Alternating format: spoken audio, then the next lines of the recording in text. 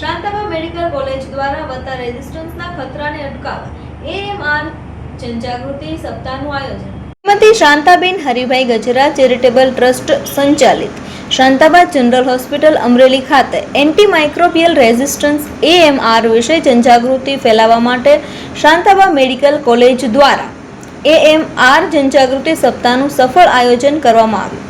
વિશ્વ આરોગ્ય સંગઠન દર વર્ષે AMR જનજાગૃતિ સપ્તાહનું આયોજન કરે છે, જેથી એન્ટીબાયોટિક્સનો અતિરેક અને ખોટો ઉપયોગના કારણે ઊભા થનાર જીવલેણ જોખમોની જાણકારી સમાજ સુધી પહોંચાડવામાં આવે. AMR એ એવી સ્થિતિ છે જેમાં બેક્ટેરિયા, વાયરસ અને ફૂગ દવાઓ સામે પ્રતિરોધક બની જાય છે, જેના કારણે સામાન્ય ઇન્ફેક્શનનો ઉપચાર મુશ્કેલ બની શકે છે.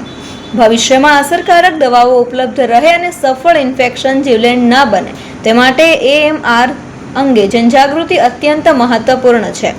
AMR વિશે લોકોમાં જાગૃતિ ફેલાવવા માટે 22 નવેમ્બરના રોજ શાંતાબા મેડિકલ કોલેજના 200થી વધુ તબીબી વિદ્યાર્થીઓએ શહેરના મુખ્ય માર્ગો પર રેલી કાઢી હતી.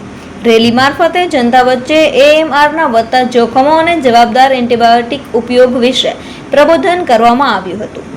સપ્તાહ દરમિયાન કોલેજમાં AMR વિષયક નિષ્ણાંતોના વ્યાખ્યાન, ક્વિઝ સ્પર્ધા, પોસ્ટર સ્પર્ધા અને નાટક જેવી વિવિધ પ્રવૃત્તિઓનું આયોજન કરવામાં આવ્યું. વિદ્યાર્થીઓએ ઉત્સાહપૂર્વક ભાગ લઈને સમાજને સલામત દવા વપરાશનો સંદેશ પહોંચાડ્યો.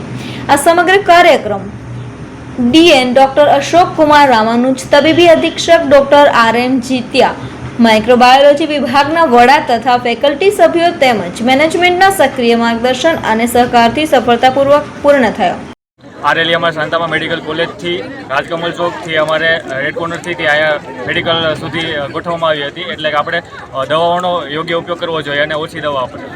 આ રેલી શાંતાબા મેડિકલ કોલેજ તરફથી નીકળેલ છે ફોર AMR અવેરનેસ, એટલે કે માઇક્રોબિયલ અવેરનેસ માટે નીકળેલી છે, કે જે આપણે વધુ પડતા એન્ટીબાયોટિકના યુઝ કરીએ છીએ, જેના લીધે રેઝિસ્ટન્ટ આજકાલ વધી રહ્યું છે. ડે ટુ ડે આપણે વિથઆઉટ પ્રિસ્ક્રિપ્શન આપણે જે એન્ટીબાયોટિક યુઝ કરીએ છીએ એના કારણે રેઝિસ્ટન્ટ વધી રહ્યું છે. એના કારણે આપણી પાસે એન્ટીબાયોટિક હોવા છતાં પણ એન્ટીબાયોટિક વગરનું જીવન થઈ રહ્યું છે. એના માટે અવેરનેસ ફેલાઈ રહી છે.